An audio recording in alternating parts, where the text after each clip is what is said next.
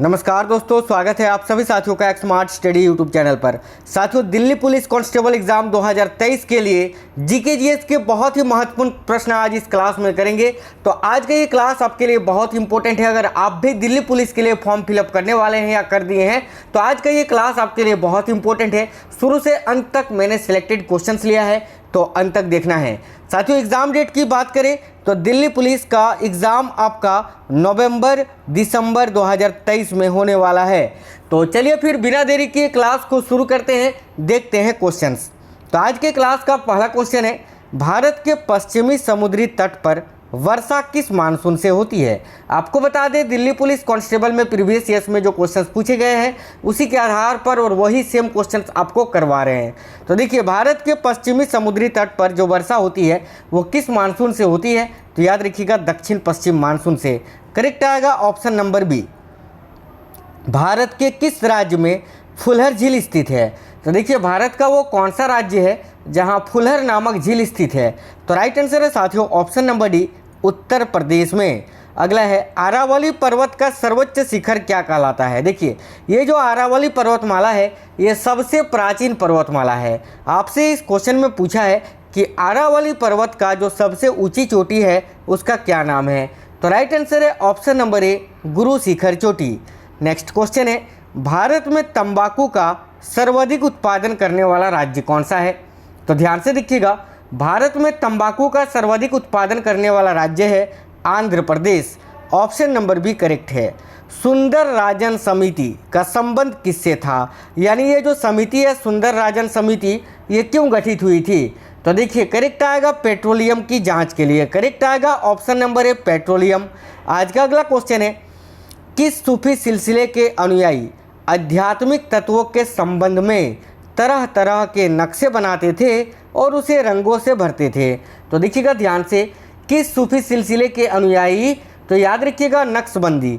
देखिए, नक्शबंदी जो कि एक सूफी सिलसिला था, इसके अनुयायी जो थे वो आध्यात्मिक तत्वों के संबंध में तरह तरह के नक्शे बनाते थे और फिर उसको रंगों से भरते थे। आज का अगला क्वेश्चन है, भारतीय संविधान के निम्नोक्त भागों में से किस एक में न्यायपालिका तथा कार्यपालिका के पार्थक्य का प्रावधान है। तो देखिए राइट आंसर आएगा राज्य के नीति निर्देशक सिद्धांत में। ऑप्शन नंबर सी करेक्ट आएगा। चोलकालीन तमिल के त्रिरत्न में क्या शामिल नहीं है। देखिए, जिस तरह बौद्ध धर्म का त्रिरत्न है, जैन धर्म का त्रिरत्न है, उसी तरह चोलकालीन तमिल का भी त्रिरत्न है और इनमें से कौन सा एक नहीं है। तो देखिए, चोलकालीन तमिल के त्रिरत्न में कंबन है, कुट्टन भी है और पुगलेंदी भी है, लेकिन जायगोंदर इसमें शामिल नहीं है। तो राइट आंसर होगा ऑप्शन नंबर डी, जयगोंदर। अगला है, भारतीय संविधान के किस अनुच्छेद द्वारा निम्न दुर्बल वर्गों को शिक्षा संबंधी सुरक्षा प्रदान की गई है। तो राइट आंसर है साथियों अनुच्छेद 46 में, ऑप्शन नंबर बी।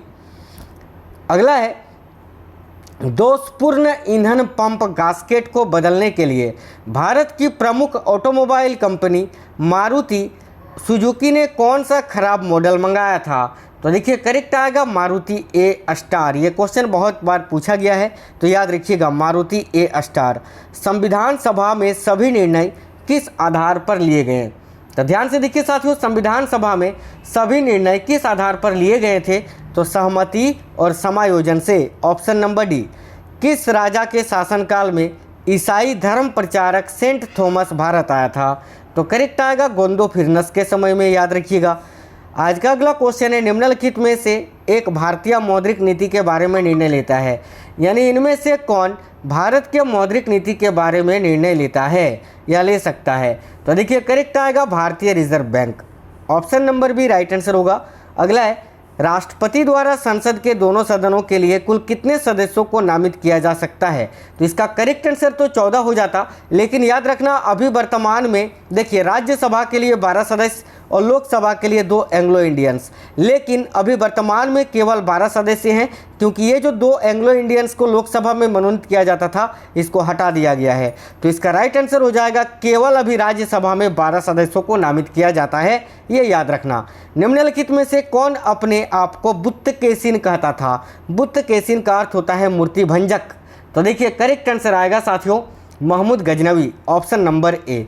याद रखिए महमूद गजनवी, इन्होंने कुल भारत पर 17 बार आक्रमण किया था और इन्होंने 1025 ईस्वी में गुजरात के सोमनाथ मंदिर को भी लूटा था। देखिए महमूद गजनवी के आक्रमण के परिणाम स्वरूप कौन सा शहर फारसी संस्कृति का केंद्र बन गया था? तो करेक्ट आंसर आएगा साथियों लाहौर, ऑप्शन नंबर ए। अगला है यज्ञ संबंधी विधि विधानों का पता कहाँ से चलता है?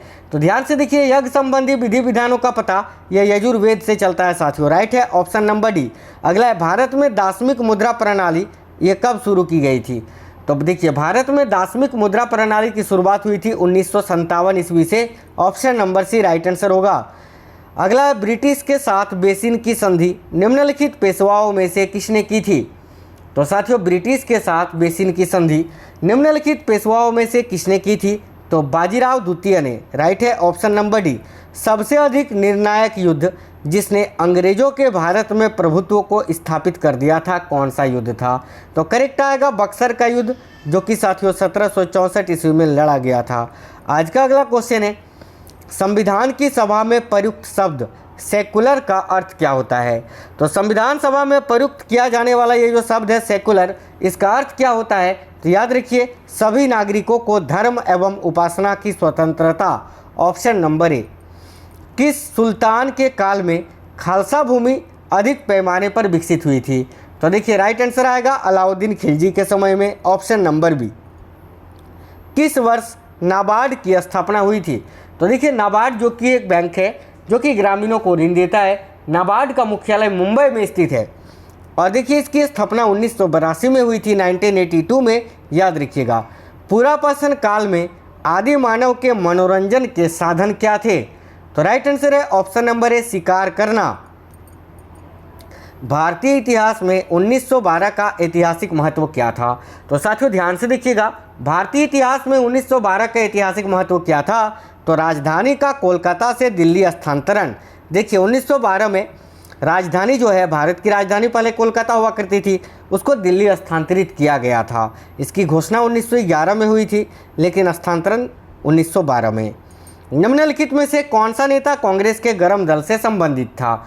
तो देखिए दादा भाई नौरोजी, गोपाल कृष्ण गोखले, एस.एन. सेन, ये तो नरम दल के नेता थे, लेकिन अरविंद घोष जो हैं ये गर्म दल के नेता थे। तो ऑप्शन नंबर ए करेक्ट होगा।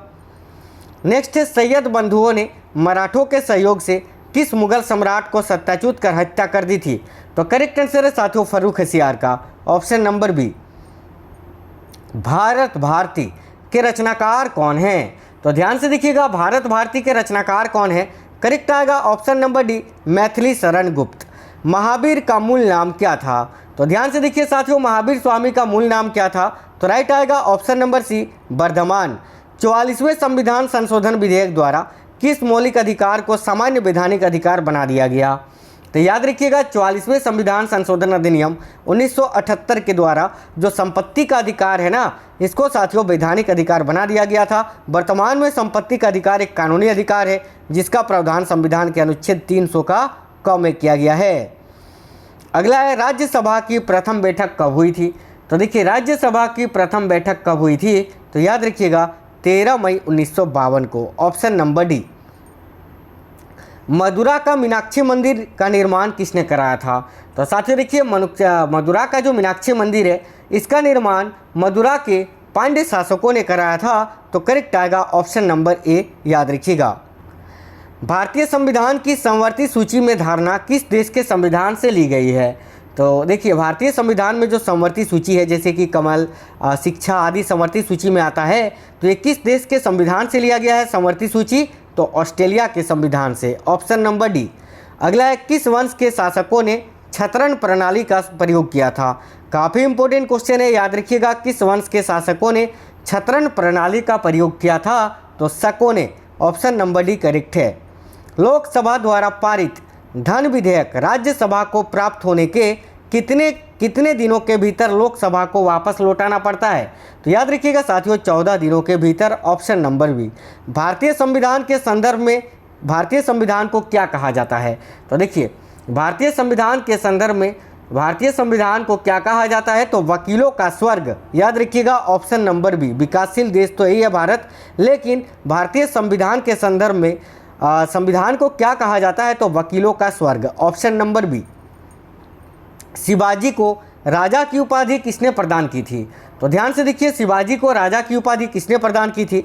तो औरंगजेब ने, ऑप्शन नंबर सी करेक्ट होगा। निम्नलिखित में से कौन सी फसल है जायद में मुख्यतः सिंचित क्षेत्रों में उगाई जाती है? तो करेक्ट है ऑप्शन नंबर बी, मूंग एवं उड़द। खुली आकाश नीति क्या है? तो साथियों ध्यान से देखिए, खुली आकाश नीति क्या है? तो याद रखना, नगर विमानन मंत्रालय द्वारा निर्यात संवर्धन के लिए प्रारंभ की गई योजना, ऑप्शन नंबर ए। देश के व्यावसायिक ऊर्जा खपत में कोयले का योगदान कितना है?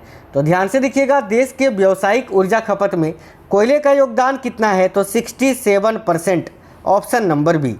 गुप्त युग में भूराजस्व की दर क्या थी? तो साथियों देखिएगा, गुप्त युग में भूराजस्व की दर क्या थी? तो याद रखना, उपज का 6ठा भाग, ऑप्शन नंबर बी। निम्नलिखित विद्वानों में से हड़प्पा सभ्यता का सर्वप्रथम खोजकर्ता कौन था? तो देखिए, निम्नलिखित विद्वानों में से हड़प्पा सभ्यता का सर्वप्रथम खोजकर्ता कौन था? तो याद रखिएगा, Dayaram Sahni, option number D. जब राजा वोडियार ने मैसूर राज्य की स्थापना की तब विजयनगर साम्राज्य का शासक कौन था? तो देखिए करेक्ट आंसर हो जाएगा साथियों, वेंकट द्वितीय। याद रखिए, विजयनगर साम्राज्य की स्थापना 1336 ईस्वी में हुई थी। हरिहर और बुक्का नामक दोनों भाइयों ने मिलकर किया था। हुमायूं का मकबरा कहाँ है? तो साथियों ध्यान से देखिए, हुमायूं का मकबरा जो है ये दिल्ली में स्थित है, ऑप्शन नंबर ए। किसने घोषणा कर रखी थी कि वह अंग्रेजों को पहले तो अकाट में से निकाल बाहर करूंगा और अंततः भारत से? तो याद रखिए, यह घोषणा हैदर अली ने की थी, ऑप्शन नंबर सी। वर्तमान गणित के दशमलव प्रणाली आविष्कार का श्रेय निम्न में से किस युग को है? तो साथियों ध्यान से देखिए, वर्तमान गणित के दशमलव प्रणाली आविष्कार का श्रेय किस युग को है? तो गुप्त युग को, ऑप्शन नंबर बी करेक्ट है। यानी दशमलव पद्धति का आविष्कार किस युग में हुआ था? तो गुप्त युग में। अंग्रेज घुसपैठियों ने भारत के करधे को तोड़ डाला और चरखे को नष्ट कर दिया, यह कथन किसका है? तो इस कथन को कहा था कार्ल मार्क्स ने। याद रखिएगा, कार्ल मार्क्स ने एक प्रसिद्ध पुस्तक भी लिखी थी जिसका नाम है दास कैपिटल।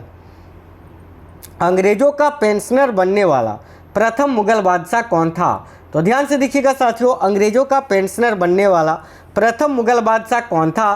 तो शाह आलम द्वितीय, ऑप्शन नंबर ए राइट आंसर है। भारत के राज्य चिन्ह में प्रयुक्त होने वाला शब्द सत्यमेव जयते किस उपनिषद से लिया गया है?